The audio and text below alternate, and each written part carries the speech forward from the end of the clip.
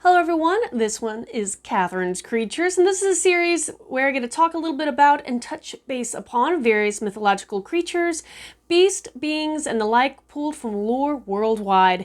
And I always like to preface by saying that I'm not a linguist, so if I mispronounce anything along the way, I apologize in advance.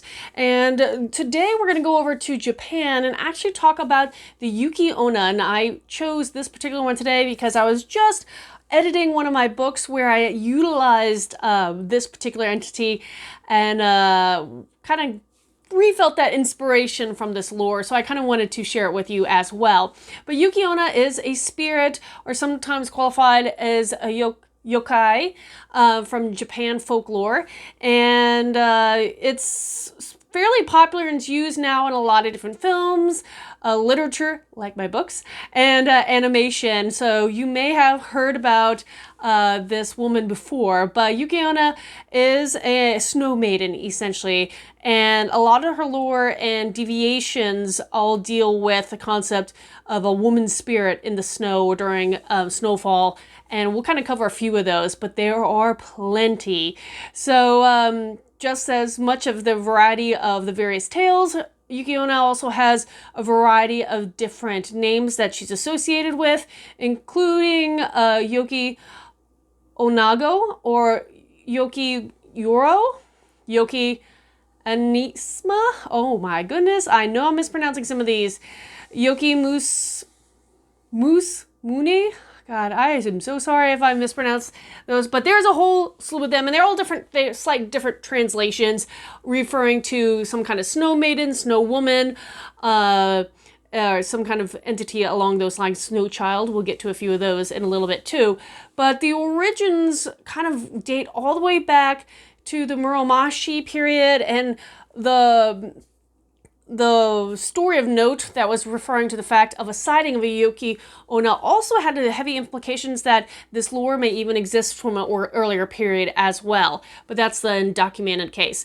Now, again, going back to this snow maiden or ice maiden lore. And a variety of prefectures throughout Japan have their own versions, referring to stories where it could be anything from a beautiful woman coming to visit and only wanting to warm herself by the fire, to other ones that are a little more dark. But we'll kind of cover those in starting right now. So going from the top, I'm picking just a few of them. There are so many. If you are interested in her, check her out on a lot of different sites. Do some research, because I could write pages and pages and pages and pages about the variations. But starting from some of the more nice legends, where she was a beautiful woman visiting a man because of her own choice.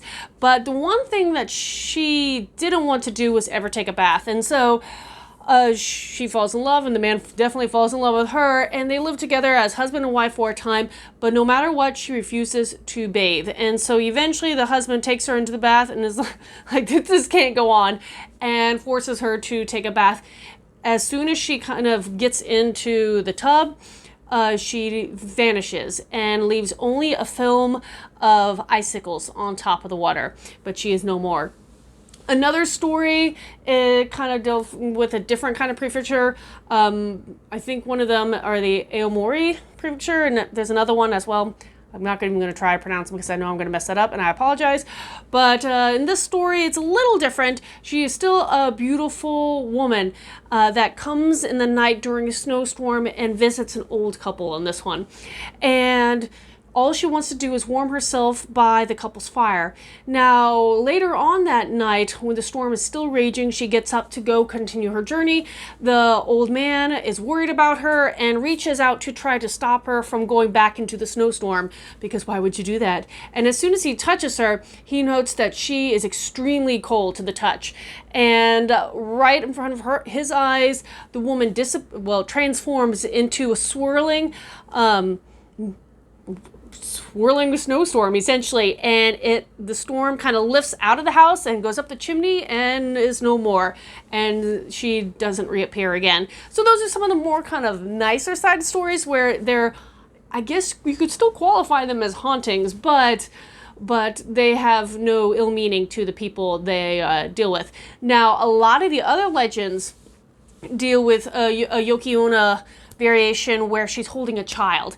And she comes up to everyone asking who passes her by in the cold and the storm and the snow, asking, "Can you hug my child? Can you hug my child?" And unfortunately, those who take pity on her to help her out, hold the child, give it a hug, and they are suddenly weighed down so much they can't leave. They can't move, and the snow piles upon them, and they freeze to death. Lovely. Those that refuse are usually pushed down into a snowy valley. So either choice is not great.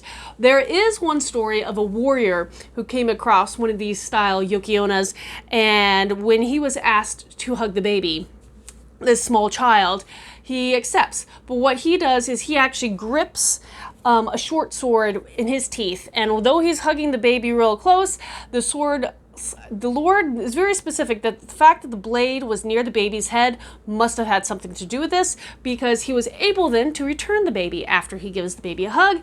And the Yuki-onna is so happy and so thrilled that he went and was willing to hug the child that she gifts the warrior lots of treasure. So that's a nice one. So carry a short sword with you wherever you go.